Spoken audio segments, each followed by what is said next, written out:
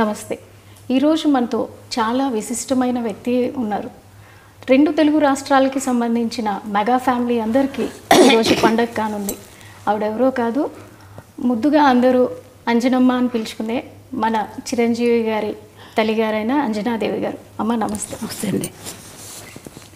అమ్మ సినీ కళామ తల్లికి 3 స్టార్స్ని ఇచ్చారు. అదేవిధంగా 6 మళ్ళీ యువతరాన్ని ఇచ్చారు. సో ఇప్పుడు మనం పవన్ కళ్యాణ్ గారు డిప్యూటీ సీఎంగా బాధ్యతలు తీసుకొని 100 రోజులు గడుస్తూ ఉంది. సో దీని మీద మీ మనోభావాలు చెప్పండి. ఎలా ఫీల్ అవుతున్నారు? ఎంత కష్టపడ్డాడు అంత వాడికి సుఖం వచ్చింది పాపం. ఇప్పుడు అంత కష్టపడాలి కదా, ఇంకా ఎక్కువ కష్టపడాలి. ఇదివరకు అంతా కష్టపడ్డాడు, ఇప్పుడు ఇంకా ఎక్కువ బాధ్యత తీసుకొని బాధ్యత ఎక్కువ అయింది ఇప్పుడు వాడికి.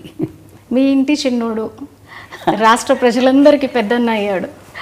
దీన్ని ఎలా భావిస్తున్నారు?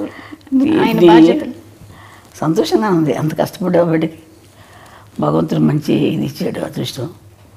ప్రజలకు సేవ చేసే భాగ్యం ప్రసాదించాడు. 10 ఏళ్ళు అవుతుంది ఇప్పటికీ ఆయన స్థాపించి. 10 ఏళ్ళ నుంచి ఇంటికి దూరంగా చాలా పీక్లో ఉన్నటువంటి కెరీర్ని పక్కన పెట్టి రాత్రింబవళ్ళు ప్రజలతోనే ఉంటూ ఆయన ఎక్కడ ఉంటే అక్కడ, కొన్ని ప్రాంతాల్లో అయితే కనుక ఆయన నేల మీద పడుకున్న రోజులు కూడా ఉన్నాయి.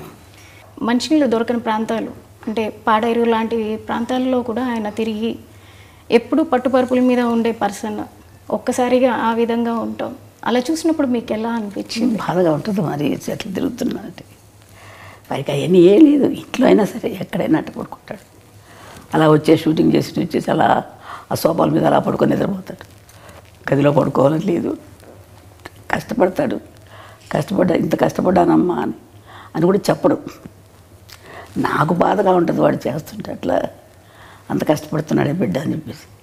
చిన్నప్పటి నుంచి కూడా ఏం అడిగేవాడు కాదు అసలు. చిన్నప్పుడు అదొకలా కామ్గా ఉండేవాడు అంతే మనిషి. అన్నం భోజనానికి రమ్మంటే కూడా వచ్చేవాడు కాదు. అందరూ వచ్చేవారు, వాడు లేట్గా వచ్చేవాడు భోజనానికి. ఇది కావాలి అది కావాలి నేను అడిగేవాడు కాదు అసలు. మీకు చేతి వంట ఏది ఇష్టం ఆయనకి? వాడికి పలావ్ ఇష్టం. పలావ్ ఇష్టం తింటాడు. ఏదైనా తింటాడు కానీ పలావ్ అంటే కొంచెం బాగా ఇష్టం. మీతో ఉన్నప్పుడు ఆయన ఎక్కువగా పలావ్ తీసుకుంటారు అంటే veg non veg? Non veg. Non veg అడగడు. ఇది కావాలి అది కావాలని అడగడు నన్ను.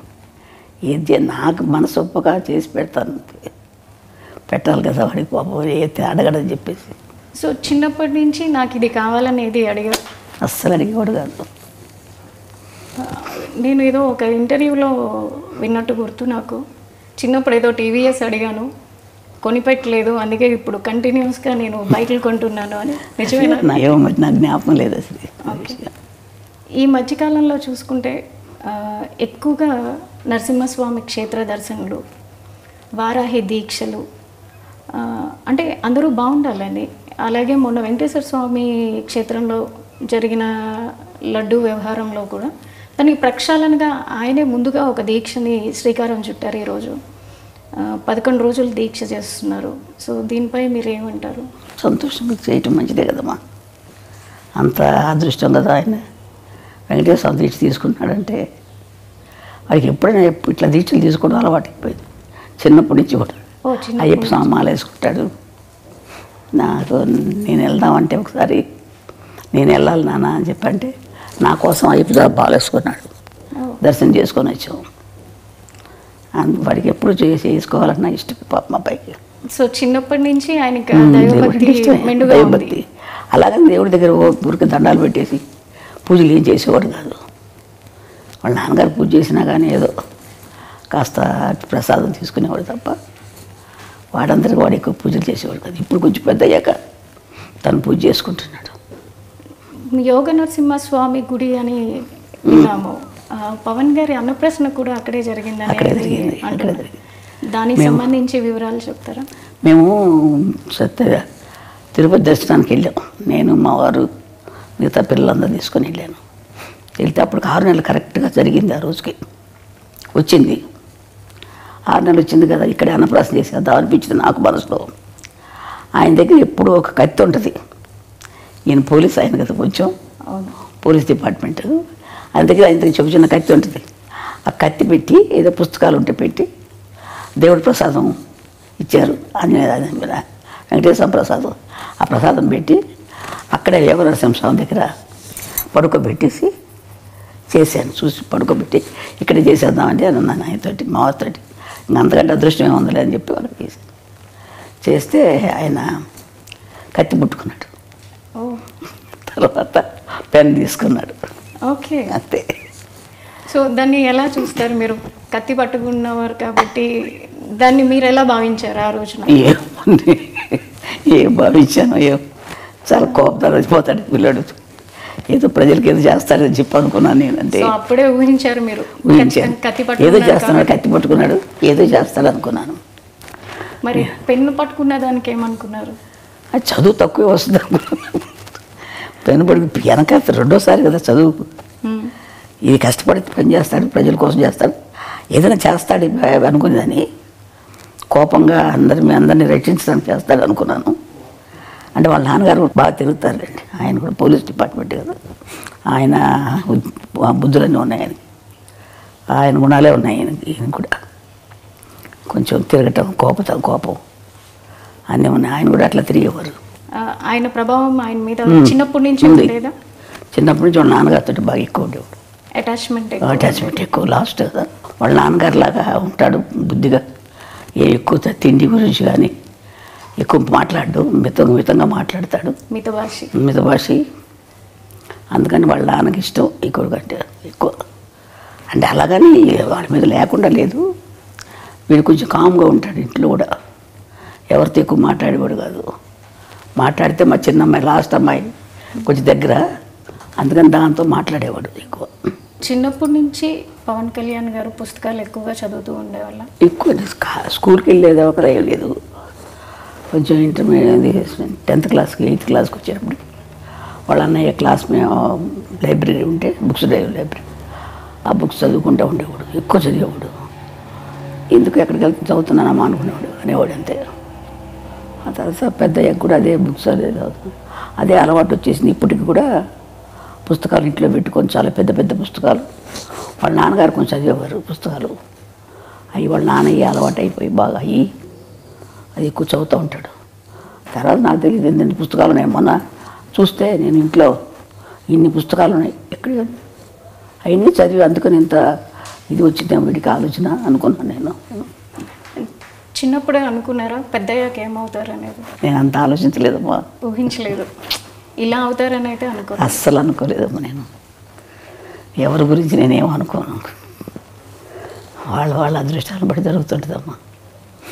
ఇంట్లో ఎక్కువ ఎవరితో అటాచ్మెంట్ ఉంటుంది? చిరంజీవి గారితో. ఆయన చిన్నప్పుడు వాళ్ళ అన్నయ్య బాగా దగ్గర తీసి, ఒక చిన్నపిల్లడు ఇప్పుడు ఎక్కువ ఈ చిన్నవాడు కదా, ఆయన ఎత్తుకొని ఫోటోలు తీసుకోవడం, వాళ్ళ అన్నయ్య తమ్ముడిని చాలా జాగ్రత్త బాగా చూసుకునేవాడు. తమ్ముడు అంటే పెద్ద ఆయన. అట్లాగే పెద్ద అయినా కానీ వాళ్ళ అన్నయ్య వదిన ఇప్పటికీ వాళ్ళ అన్నయ్య వదినతో అంటే మేము నెల్లూరులో ఉండేవాళ్ళం, మా వారికి జాబ్ అక్కడ. ఇంకా అందుకని మాకు ట్రాన్స్ఫర్లు అయ్యాయి. అందుకని పిల్లలు చదువులు సరిగ్గా ఉండవని చెప్పేసి నేను తీసుకెళ్ళిపోతానమ్మా అన్నాడు మా పెద్ద అబ్బాయి. కళ్యాణ్ బాబుని తీసుకెళ్తాను, అక్కడ చదివిస్తానని. అందుకని పంపించాను మెడ్రాస్కి.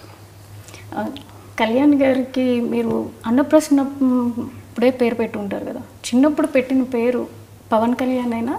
లేదు, కళ్యాణ్ కుమార్ అని పెట్టాం, శ్రీ కళ్యాణ్ కుమార్ అని పెట్టాం. ఆ తర్వాత పవన్ అని ఎవరో పెట్టారంట, నాకు తెలియదు అది. ఇప్పుడు అన్నప్రసన్న చేసినప్పుడు మీరు ఖచ్చితంగా ఏదో సాధిస్తాడు అని అనుకున్నారు కదా. 10 ఏళ్ళు అవుతుంది పార్టీని స్థాపించి. దానికన్నా ముందు ప్రజారాజ్యంలో అన్నగారితో ఉంటూనే అక్కడ యూత్ వింగ్ చూస్తూ అప్పుడు ప్రజల్లోనే మమేకమై ఉన్నారు. అప్పటికే ఆయన సినిమాల్లో ఒక చేస్తున్నారు, కొంచెం ఎదుగుతూ ఉన్నారు. అంటే మళ్ళీ పార్టీల వైపు మొగ్గుతున్నప్పుడు మీరు ఎలా భావించారు?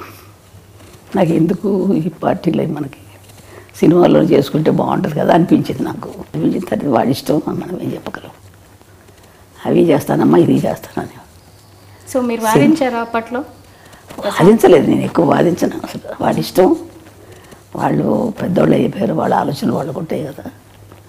మనకు పెద్ద నాలెడ్జ్ ఏముంటుంది, వాళ్ళకున్నంత ఉండదు కదా మనకి మాకు అని చెప్పి నేనేం ఎక్కువ వాదించేదాన్ని కదా. అడిగేదాన్ని, నాన్న సినిమాలు చేసుకోకూడదా, ఎందుకు ఇది మనకి ఇదంటే, ఏం లేదమ్మా అది ఇది అన్నీ చేసుకుంటాను.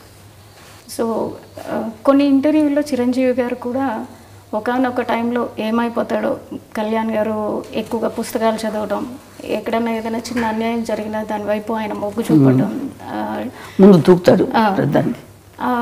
అది చూసిన తర్వాత నేను ఒకానొక టైంలో ఎక్కడ ఒక రెబల్ అయిపోతారో అని భయపడిన రోజులు కూడా ఉన్నాయి అన్నారు. సో మీరు కూడా అట్లా ఏమన్నా? నేను లేనప్పుడు దగ్గర లేను, మేము నెల్లూరులో ఉండేవాళ్ళు, మాకు తెలియదు, అది వాళ్ళ అన్నయ్యకి తెలుసు. సో ఇప్పుడు ఎట్లా చూస్తున్నారు అంటే ఈ 10 years ఫ్యామిలీని వదిలేసి ఆయన ఉండి కష్టపడి ఇప్పుడు డిప్యూటీ సీఎంగా ఉండి వచ్చిన వెంటనే ఆయన మార్క్ ఎక్కడైనా చూపిస్తారు. మొన్న వరదల్లో చూసుకుంటే కనుక వచ్చిన రోజే ఆయన వచ్చిన వెంటనే ఇమ్మీడియట్ యాక్షన్ చూపించారు. వచ్చాను, తను పని చేసుకున్నారు. అట్లాగే ఎన్నైతే మనకి పంచాయతీలు ఉన్నాయో ప్రతి పంచాయతీకి డబ్బు అందాలన్న ఉద్దేశంతో ఆయన పంచాయతీలకి డైరెక్ట్గా అమౌంట్ని డొనేట్ చేయడం జరిగింది. సో ఆయన మార్క్ ప్రతి చోట కనిపిస్తుంది పొలిటికల్గా. ఇంతకుముందు మీరు చాలామంది రాజకీయ వ్యక్తులను చూసుంటారు, ఇప్పుడు ఆయన చేస్తున్న విధానాన్ని చూస్తున్నారు, అది మీకు ఎట్లా అనిపిస్తుంది? మా అబ్బాయి మంచి పని చేస్తున్నాడు అనిపించింది నాకు. వాడు ప్రజలు సేవ చేస్తున్నాడు, చాలా సంతోషం. ప్రజలకు సేవ చేయాలి కదమ్మా, మనకున్నది మనం తింటాం కాదు కదా, నలుగురు పెడితేనే కదా మంచిది, సహాయం చేస్తేనే కదా. అంతే, ఎంతసేపు ఇంకా మనం ఉంది కదా అని మనమే తినేస్తూ ఉంటే వాళ్ళకి సహాయం లేకుండా ఎంతమంది అల్లాడుతున్నారు జనాలు పాపం. మన పాటికి మన జరిగినప్పుడు ఎంత బాధ కలిగిందో నాకు అసలైతే. అది కానీ తర్వాత ఇంకొక ఊరు కేరళలో ఇక్కడ ముందు కేరళలో మైనాడులో అక్కడ జరిగినా కానీ ఎంత బాధ కలిగింది, ఎంతో అల్లాడిపోయారు బిడ్డలు, చంటి బిడ్డలు, వాళ్ళు వీళ్ళు ఎంత బాధలు పడిపోయి ఉంటారు. అదే నేను ఊహించుకుంటే నాకు ఎంత బాధగా ఉంటుందో అనిపిస్తున్నాను. చూస్తుంటాను టీవీలో వార్తలు, చాలా బాధ కలుగుతాము. అలాంటి వాళ్ళకి సేవ చేయాలి, తప్పదు. ఏదో మనకు శక్తి కొద్ది మనం చేస్తే మంచిదే కదా, వాళ్ళకి సహాయం చేస్తే. సెలబ్రిటీగా మీరు అనుకున్నట్టుగా సినిమాలే చేసుకుంటూ ఉండుంటే ఆయన డొనేట్ చేసి వదిలేయటం జరిగేది. కానీ క్షేత్రస్థాయిలో ఆయనే ఉండి పొలిటీషియన్ అయ్యాక క్షేత్రస్థాయిలో ప్రతి ఒక్కరికి దగ్గరుండి ఆయనే ప్రతిదీ అందేలా చూసుకుంటున్నారు. సో ఈ విధానాన్ని మీరు ఎలా చూస్తారు? మంచి విధానం కదా మాది, వాటికి చేసేది మంచి విధానమే. అందరికీ కూడా సర్దుకుంటాం, అందరికి సహాయం చేయటం అనేది అంత కలిసి అంత బుద్ధి పుట్టాలి కదా చేయటానికి, అంత ఆలోచన రావాలి కదా. మంచిదే కదా మా చేసే బుద్ధి ఉంది. వాళ్ళ నాన్నగారికి కూడా ఉంది కొంచెం బుద్ధి, సేవ చేసే బుద్ధి. కళ్యాణ్ గారి ప్రస్థానం చూసుకుంటే అటు కెరీర్ వైజ్ కానీ ఇటు పొలిటికల్గా కానీ ఆయన మీద వాళ్ళ తండ్రి గారి ప్రభావం ఎక్కువ ఉందనుకుంటున్నారా, లేదా ఇంకెవరైనా ప్రేరేపణ ఉంది అనేది? ఇంకేం లేదు, వాళ్ళ నాన్నగారి ప్రభావం ఎక్కువ ఉంది. ఆయన ఇట్లాగే దాన ధర్మాలు చేసి సహాయం చేసేవారు, అందరికీ చేసేవారు. అదే బుద్ధి ఈయనకి కూడా వచ్చింది కొంచెం. అంటే అందరికి ముగ్గురికి ఉంది కొంచెం. ఈయన ఎక్కువ రాజకీయాలు ఉండబట్టి ఎక్కువగా కలిగేసుకుంటాడు. సినిమా ఫీల్డ్లో ఉండగా కూడా అందరికీ సహాయం చేసేవాడు, సినిమాలు యాక్ట్ చేసేటప్పుడు కూడా. ఇప్పుడు మీరు డిప్యూటీ సీఎంగా మీ అబ్బాయిని చూస్తున్నారు, తర్వాత నెక్స్ట్ ఇంకేమన్నా ఎదగాలని అనుకుంటున్నారా? ఏ స్థాయిలో మీ అబ్బాయిని చూడాలనుకుంటున్నారు? నేను అంత ఆశ లేదమ్మా నాకు, నేను అంత ఆశపడలేదు, అంత ఆలోచించలేదు. దేవుడు ఎలా చేస్తారో జరుగుతుంది అంతే. అంటే నేషనల్ వైడ్గా కూడా ఆయన మార్క్ పొలిటీషియన్గా మిగతా పొలిటీషియన్తో కంపేర్ చేసుకుంటే కనుక కళ్యాణ్ బాబు గారు వెళ్తున్న విధానం కావచ్చు, అటు డివోషనల్గా కావచ్చు, బీజేపీతో అలయన్స్ అవటం వల్ల కావచ్చు, ప్రతి ఒక్కరిలోనూ ఒక చైతన్యం వస్తుంది. సో ఆయన నేషనల్ లీడర్గా ఎదగాలని మీరు కూడా అందరితో పాటు ఆశిస్తున్నారు అనుకుంటా. వాడు ఇప్పుడు అనుకోలేదు కదా ఇలా డిప్యూటీ సీఎం అవుతాడు, అదే అలా జరుగుతుంది, ఆటోమేటిక్గా అవి జరుగుతాయి అట్లా. అంతే కదా, మనం ఆలోచించేది కొద్దిగా జరగవు కదా. దేవుడు ఎట్లా చేసుకుంటాడు, భగవంతుడు ఎట్లా చేస్తాడు అట్లా చెప్తాడు. పవన్ కళ్యాణ్ గారు వారి తండ్రి గారైన వెంకట్రావు గారి నుంచి చాలా వరకు ఆయన బుద్ధులే క్యారీ ఫార్వర్డ్ అయినాయి అని మీరు చెప్పారు.